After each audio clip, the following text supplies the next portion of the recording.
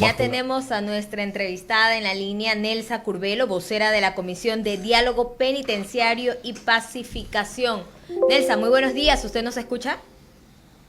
Muy buenos días, los escucho muy bajito, muy bajito. Ya lo vamos a solucionar acá. Gracias. Gracias por acompañarnos hoy en Caché Noticias y Opinión. Bueno, queremos conocer cuál es la situación de la Comisión de Pacificación. Esta comisión empezó ya su trabajo hace aproximadamente 2 meses, luego que el presidente Guillermo Lasso, justamente aquí en Guayaquil, en la gobernación de la provincia del Guayas, mediante decreto iniciara su creación y le entregara ya el trabajo que tenía que hacer. 2 meses después de eso, ¿qué se ha logrado? Muy buenos días con todos, gracias por invitarme. Bueno, lo primero, la situación de violencia en el país, como vemos, aparentemente va en aumento. Como va en aumento también una cantidad de medidas que se están tomando para pararlas, por decir así. La comisión tenía y tiene como principal objetivo parar la violencia dentro de las cárceles y las muertes. La primera etapa, nosotros buscamos hacer una pacificación interna entre los grupos enfrentados. Hemos visitado las cárceles de todos los recintos carcelarios de Guayaquil, de La Tacunga varias veces, de Turi, del Inca, de Esmeraldas. Hemos estado con los líderes de los diferentes grupos y también hemos ido a los pabellones. En las cárceles de mujeres también hemos estado. Hemos ingresado a los pabellones, hemos estado en el día a día y en la cotidianidad, lo que da muchos más elementos que los que oficialmente se tienen. Lo que nosotros tenemos como, primero, existen en el país diagnósticos claros, muy bien hechos, investigaciones muy bien hechas. Y tenemos aportes desde el exterior muy bien hechos sobre la situación de las cárceles. Por lo tanto, nosotros tenemos elementos que agregar a esos diagnósticos desde la experiencia concreta, pero también estamos claros que no debemos invertir nuestro tiempo en algo que ya está hecho y bien. Segundo, lo que vemos, no es posible hacer una pacificación porque no están listas las partes para eso.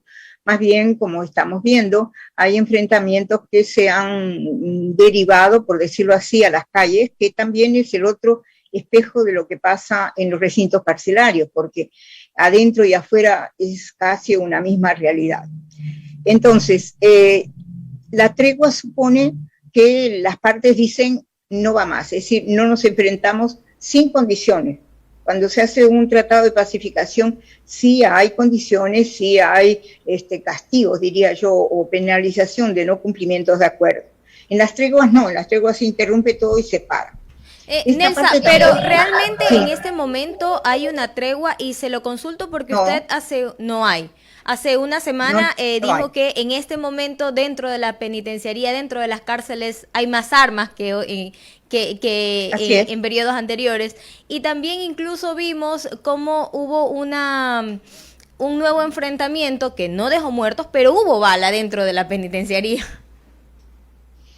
No, sí, es decir, por eso, para terminar, nosotros constatamos que no se puede hacer un tratado de pacificación, no hay las condiciones, y tampoco hay condiciones para una tregua. ¿Por qué? Porque la tregua supone que yo confío en usted y usted confía en mí, y los dos decimos, bueno, paramos, porque nadie va a atacar al otro. Y esas condiciones, como todos sabemos y estamos constatando, no se dan.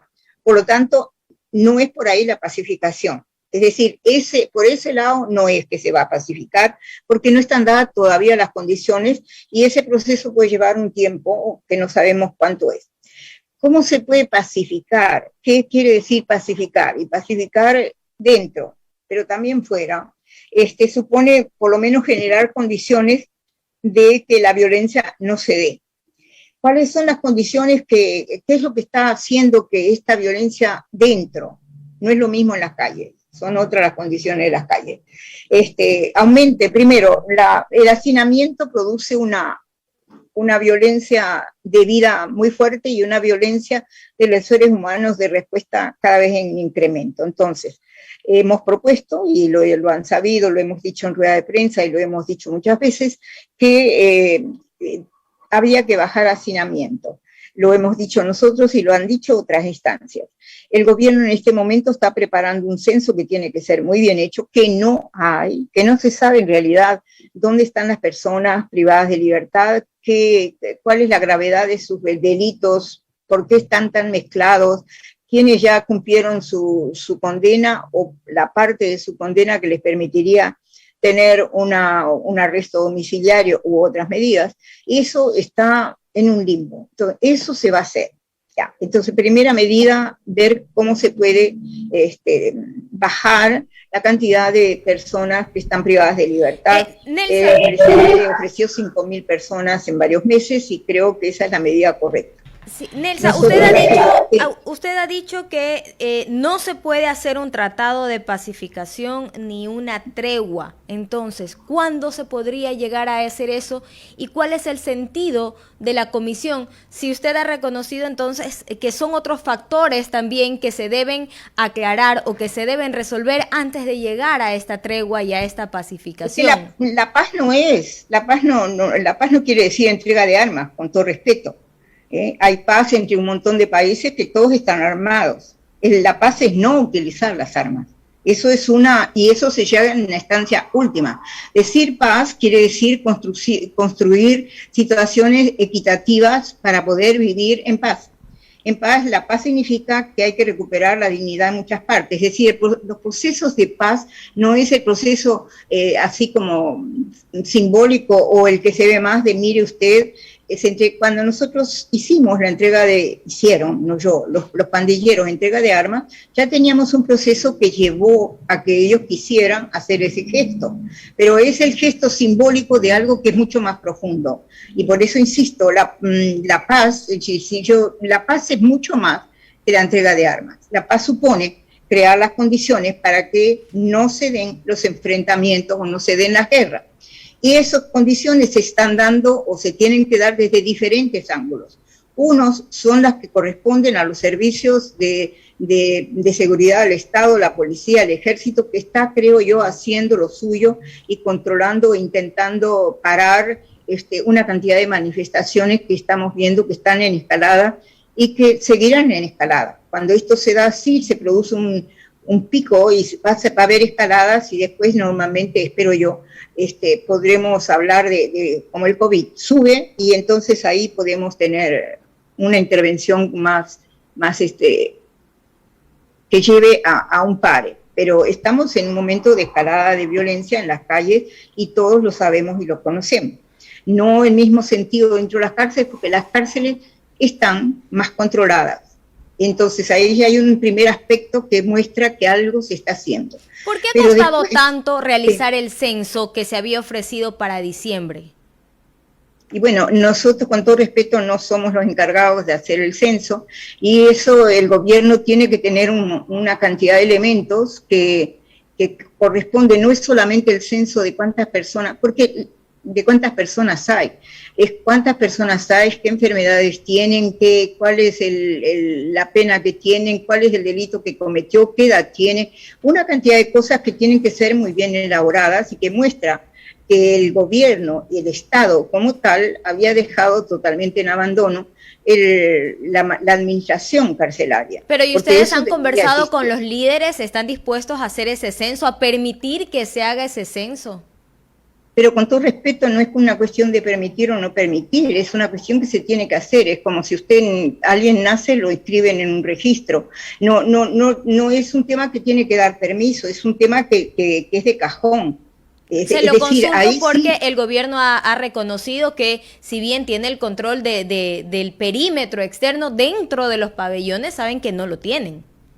No lo tienen. Exacto, claro, y son entonces los PPL los que permiten o no el ingreso del Estado. En esa situación estamos. Lo que usted señala, que creo que nos hemos olvidado un poco todavía, es la realidad. Es decir, hay situaciones internas que el gobierno no maneja. no tiene todavía el control, no lo tiene. Y tiene que encontrar el gobierno, el SNAI, la manera de poder controlar el interior de las cárceles. No lo tiene, no lo tiene. Lo tiene en el exterior y eso ha ayudado a que no se produzcan, como usted lo señalaba antes, los motines, los levantamientos fueron como abortados, ¿no es cierto? Pero el interior no, eso está clarísimo. Nosotros hemos estado en conversaciones dentro de los pabellones donde teníamos las armas al lado. En una de las conversaciones alguien entró con una granada y después la devolvió porque vio que no era necesario. Pero eso es a vista y paciencia de las autoridades que están ahí, que definitivamente no son las que podían hacer algo. 7 de la mañana, 7 de la mañana, 7 de la mañana, 7 de la mañana, 17 minutos, dialogando con doña Netza Curvelo, aquí en Caché Noticias y Opinión. Mi compañero, el magíster Carlos Julio Zacoto Castro. ¿Tiene inquietudes para usted, Nelsa? Muy buenos días, Nelsa. Qué gusto saludarla. Bienvenida nuevamente a Caché Noticias y Opinión. Lo que usted ha dicho realmente nos ha dejado perplejos a todos nosotros. Usted evidencia que al momento el Estado no tiene control de los pabellones, que los privados de la libertad están armados, que están más armados que antes. Entonces deberíamos entender que esta sensación de tregua que existe, porque usted ha dicho que no hay ninguna tregua, pero al menos no se están matando como el año pasado, se produce porque las organizaciones delictivas así lo han decidido, es decir, parar por un momento al menos. Y porque no solo eso, yo creo que deciden, a ver, cuando nosotros comenzamos, nos dijeron los mismos militares que había más armas adentro que cuando se produjeron los motines. En este momento, nosotros hemos estado en reuniones donde las armas las teníamos al lado. Tercero, en este momento, por lo que podemos constatar, es mucho más complicado poder entrar armas. Hay un control más exhaustivo, pero hay armas que ya tienen, que ya están adentro, que son utilizables en cualquier momento. Bueno, el Estado como Estado tiene que ir, ¿por qué no se producen, diría yo, más amotinamientos? No solamente porque las personas privadas de libertad o los jefes de los grupos que están en beligerancia lo deciden, sino porque saben que la intervención es mucho más rápida. Ellos mismos, lo pidió la ciudadanía, lo pidió el gobierno, pero lo pidieron los mismos privados de libertad, que no se retiraran los militares de los recintos, de los anillos que vigilan las cárceles, porque eso a ellos le daba una cierta garantía de que no se iban a producir enfrentamientos tan violentos, y es la verdad. Es decir, mientras sobre todo los militares y los policías estén afuera, adentro hay temor de producir los enfrentamientos que hemos visto, porque saben que la intervención es rápida y ha demostrado ser eficaz. Entonces, no es solo porque ellos no quieren, sino porque ellos se dan cuenta que no pueden. No pueden porque si bien no hay el control interno que se necesita y se van tomando medidas y se van como conquistando espacios de a poco, pero desde fuera pueden intervenir muy rápidamente si se produce algo, cosa que antes no tenían. El tiempo de respuesta actualmente es muy rápido y entonces eso da una mayor posibilidad de seguridad y de no enfrentamiento en las cárceles. Eso es real. Bien, importante que se haya aclarado este punto. Ahora, Nelsa, evidentemente los privados de la libertad tienen algunas líneas rojas que no están dispuestos a aceptar. Entiendo que ellos se resisten, por ejemplo, a la reubicación, al traslado de los privados de la libertad, al desarme, por ejemplo, porque usted explicaba en la última rueda de prensa que hay un dato muy interesante que me parece que podemos profundizar acá. Una tregua implica confiar en el otro. Entonces, si me desarman a mí, yo automáticamente paso a ser un grupo vulnerable y por ende un grupo que está, digamos, que en cualquier momento lo pueden atacar. Así es. Entonces, ellos han pedido, usted se ha reunido con los líderes, con los comandantes de estas organizaciones delictivas, no traslados, o sea, no desarme de la organización y tampoco que hayan requisas. ¿Es correcto? No, a ver, quizás una de las cosas que tenemos que tener claro para los que nos oyen, que los privados de libertad, no todos son jefes de banda, ni todos están en las bandas. No, por supuesto que no. Hay una gruesa mayoría ahí que es como víctima de estos enfrentamientos y que tiene, por seguridad propia, que sumarse a un grupo o a otro, porque este grupo le va a dar seguridad a él en caso de conflictos, ¿no? Pero lo que sí es claro es que hay miles de gente que no es parte, pero que tiene que funcionar como si fuera parte, porque si no lo hace, corre peligro. Ya, 1. 2, los traslados, las cárceles tienen como mayoría de un grupo o de otro, ¿no es cierto? Y cuando en esta cárcel con mayoría del grupo X viene alguien del grupo Y, está sometido a una inseguridad constante, eso es clarísimo. Entonces, si se hacen traslados, como que hay que medir la condición de fuerzas que hay dentro para que no se produzcan ahí suicidios, ¿no?, raros o cosas por el estilo. Entonces, es todo un ajedrez para saber cómo poder... En las cárceles que hay grupos que son hegemónicos, que no tienen muchas personas de los otros grupos, no hay enfrentamientos internos, porque son ellos.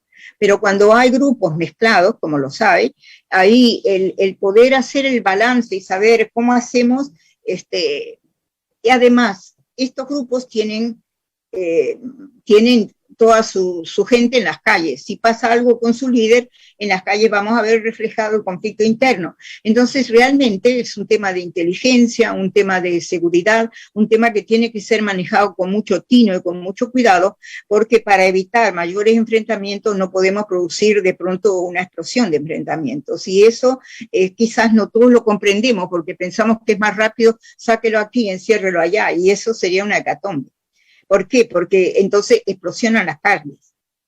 Entonces, ese trabajo fino y cuidadoso y teniendo también en cuenta a las personas es complejo y se está haciendo. Son exactamente las 7 de la mañana con 24 minutos. Estamos dialogando aquí en Caché Noticias y Opinión con Nelsa Curvelo, vocera de la Comisión de Diálogo Penitenciario y Pacificación. El economista Clever Chica Zambrano tiene sus preguntas. Gracias, mi querido Carlos Julio. Nos da mucho gusto, Nelsa, conversar a esta hora de la mañana con este voluntariado, porque este es un voluntariado el que está haciendo Nelson Curvelo, y un voluntariado ante un enjambre, porque esto es un verdadero enjambre, ¿ya? Sí. Porque tienen muchas aristas. Así es. Y porque no estamos especializados en seguridad. Nosotros, si le preguntan a Nelson Curvelo, ¿alguna vez ha estado en algún curso intensivo de seguridad? Va a decir no, esto no. Y hay una serie de factores que son internos y externos. La cárcel es una consecuencia, Nelson, como usted sabe. Así es. La cárcel es una consecuencia. Afuera está el asunto, afuera está el kit del asunto, ¿ya? Y en ese afuera, Nelsa, esta comisión está contando con todo el apoyo, el respaldo, pero no solamente, a ver, Nelsita, ayúdanos en esto, no, sino con todos los, como se dice, con todos los juguetes, ¿no? Con todos los instrumentos, las herramientas para hacer un buen trabajo, entre comillas trabajo, yo digo voluntariado. Entonces, por ejemplo, yo le pregunto a Nelson Curvelo, ¿usted ha tenido jornadas de trabajo con el área o la unidad de inteligencia policial de las Fuerzas Armadas, la inteligencia de la Presidencia de la República, toda una organización ahí? ¿Usted ha tenido una reunión con gente especializada de afuera, ¿no? De afuera. Entonces, mi pregunta es, ¿cuenta Nelson Curvelo o la comisión que integra Nelsa Curvelo con todos estos apoyos que se necesitan para ir a las cárceles, que indudablemente yo dudo mucho que no haya armas, cuando es de conocimiento público, Nelsa, que la misma policía ha introducido armas, que las mismas Fuerzas Armadas también estarían involucradas. Entonces, esta situación puede convertirse en un cuento a nunca acabar. Usted, mi querida Nelsa, bienvenida. Gracias. Verá, primero, lo que usted dice es verdad, nosotros no somos expertos en seguridad. Ya. Tenemos una experta, Claudia Garzón, que es la comisionada colombiana, es experta en criminología, victimología, y ella trabaja también en asesorando la inteligencia criminal a los que se encargan de esos. Es una persona que sabe mucho y es miembro de nuestra comisión, pero tiene una expertise clarísima en esto. Después, usted dice que no se puede decir que no hay armas, lo seguimos afirmando. Hay armas, claro que hay armas. Hay armas dentro de las cárceles, no hay ninguna duda de que las hay. Las hay de todo tipo, y algunas mejores que las que tienen la policía y los militares. Entonces, nuestro trabajo no es el de inteligencia militar o criminal, no lo es porque no somos expertos, solo una persona está especializada en esto y ella sí conversa con ellos y asesora, pero la comisión como tal, su intervención va por otro ángulo. Yo diría que nosotros estamos, y lo tenemos cada vez más claro a medida que avanzamos, somos como el puente que permite que ciertas cosas, primero las señalamos, las decimos, y porque las comprobamos y tenemos pruebas, no porque se nos ocurrió, y segundo, permitimos y hacemos que intervengan las instancias que deben intervenir. Si me permite, doy varios ejemplos.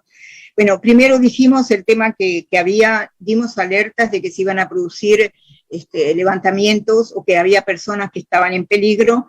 Eso ocurrió a finales del año y esas alertas sirvieron, una para que las personas en peligro estén con vida y otra para que los levantamientos como tal no se den. Nosotros lo supimos porque adentro nos informaron lo que iba a pasar y no fuimos los únicos, otros también lo tenían.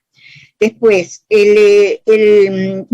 uno de los elementos que hemos abordado estos últimos días es que pudimos comprobar, porque las cárceles, además del hacinamiento, en algunos aspectos se convierten en centros de tortura, y lo digo no utilizando de manera sin pensar, son centros de tortura reales. Es decir, así como nosotros vemos ciertas cárceles del Oriente cuando ponen gente que ha estado en drogas y que caen presos y todo el mundo dice sáquenlos de ahí porque los van a matar o lo que sea, pero cuando vemos la cárcel, algunos aspectos de esas cárceles exactamente igual están en las nuestras. Las mujeres que van de visita, que van a visitar a sus parientes, que van en visitas íntimas, que van a visitar a un familiar, son sometidas a humillaciones que no se justifican. Se les baja los pantalones hasta las rodillas, se les baja su ropa interior hasta las rodillas, las obligan a hacer zapitos, después le descubren el pecho, las toquetean, todo es, y no siempre diciéndole bellezas ni piropos, ¿no es cierto? Diciéndole muchas cosas que mejor no oír. Y así tienen que pasar para lograr pasar adentro y demostrar que no llevan, no sé, droga y armas. La verdad que, ya insisto, eso ha pasado y no ha pasado por el cuerpo de las mujeres. Los hombres no son sometidos a esta exhaustiva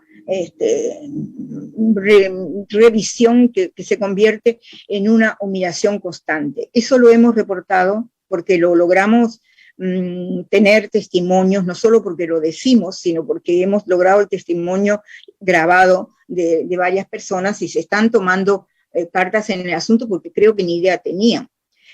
Por ejemplo, en la cárcel de Esmeraldas, pero igual en otras cárceles, hay personas mayores de edad que no tienen piernas, que andan con muletas, que no ven bien, que no pueden comer, que tienen 80 años y más.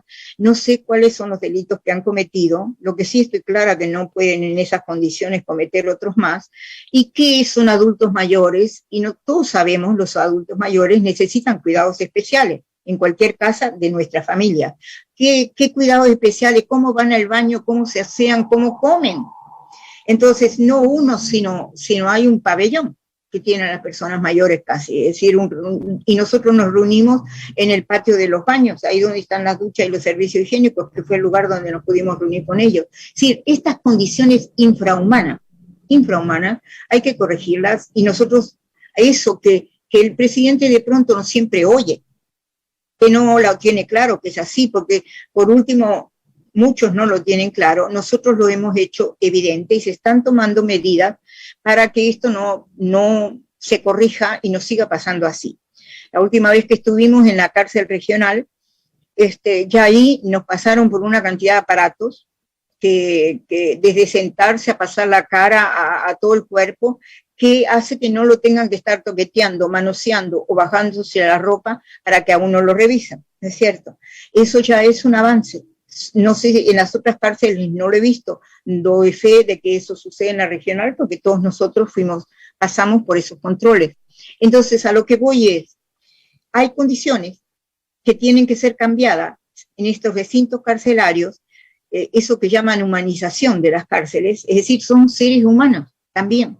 Habrán cometido montones de delitos y estoy de acuerdo que no se puede, que la sociedad tiene una manera de castigar estos delitos que se cometen, pero tampoco podemos tratarlos como si fueran peor que animales, porque ni un animal, vi a un anciano en uno de los pabellones, con una cama, si lo puedo llamar así, y él se sentía mal, que había que entrar, digamos, por los pies, ¿no es cierto? Uno se deslizaba hasta la cabecera y ahí quedaba acostado y tenía 2 paredes al lado, es decir, un cajón, ¿no? Y tenía que bajar por una escalera de madera al piso. Estaba ahí porque abajo se inundaba, entonces ese era el recoveco, como si uno estuviera acostado atrás de un armario. Un verdadero infierno, ¿no? Un verdadero así infierno, es. Sí. Y eso también tenemos que hacer conciencia, eso también hay que cambiarlo. Las balaceras y las muertes en la cárcel son un horror, estas condiciones también son otro horror. Y también tenemos que cambiarlas, y también tenemos que, y como lo hemos dicho, y lo hemos dicho con fuerza, y lo ha tomado el Defensor del Pueblo, y lo ha tomado la Secretaría de Derechos Humanos, lo ha tomado las instituciones que corresponden, Nelsa, empieza a cambiar. Se nos fue el tiempo, solamente una pregunta ahí. Sí. ¿Para cuándo está el diagnóstico de la comisión? El diagnóstico ya lo tenemos hecho hace rato, pero le insisto, el diagnóstico coincide con casi todos los diagnósticos que hay, solo que nosotros le agregamos color y más realidad. El diagnóstico de lo que pasa en las cárceles está clarísimo. Es decir, esto no puede seguir así, esto es una bodega humana, acá fallan en infraestructura, falla en sanidad, falla en educación, falla en hacinamiento, falla en salud, falla en todo. Hoy día va a venir miembros del SNAI para hablar, para dar los términos de un convenio que ya se pone en marcha con el municipio de Guayaquil, que son instancias que tienen que trabajar, nosotros somos el puente, para, por ejemplo, el municipio de Guayaquil ofrece atención psicológica, va a dar cursos de gimnasia integral que no requieren pesas ni nada, pero que hacen que el cuerpo se mueve, habilidades productivas, va a hacer bailoterapia, todo lo que baja esa tensión lo ofrece, ellos ponen los recursos y pide que el gobierno le dé la seguridad a las personas que entran y van a tratar de ver cómo pueden hacer un trabajo conjunto que baje. Al final, Nelsa, se necesitan recursos monetarios. Así. Hay que ponerlos de todas partes, no solo el Estado. A ver, no hemos nosotros todavía llegado a conocer si transfirieron los $9 millones que el presidente ofreció para la Policía Nacional. No conocemos a ciencia cierta si llegaron los 1.100 policías acá a Guayaquil. Lo que sé es que hay muchos policías de la sierra. Porque siempre nos encontramos, los llevo con ellos, y eso curiosamente a la ciudadanía le da mayor seguridad. Los policías de la sierra de estar perdidos en Guayaquil, Nelsa, por favor. Sí, pero no están aliados a las mafias. No, bueno, eso por supuesto que no. Y yo me pregunto, ¿habrá SNAI? Esa es la pregunta que yo tengo. Ay, SNAI. Bueno, mi querida Nelsa, qué gusto haberla saludado y que haya contribuido con este programa de opinión en Caché Noticias que tengan una muy buena salud. Gracias a ustedes, un gusto estar con ustedes. Apreciamos mucho el voluntariado de Nelsa Curvelo. Gracias. Que le vaya bien. Muchas gracias.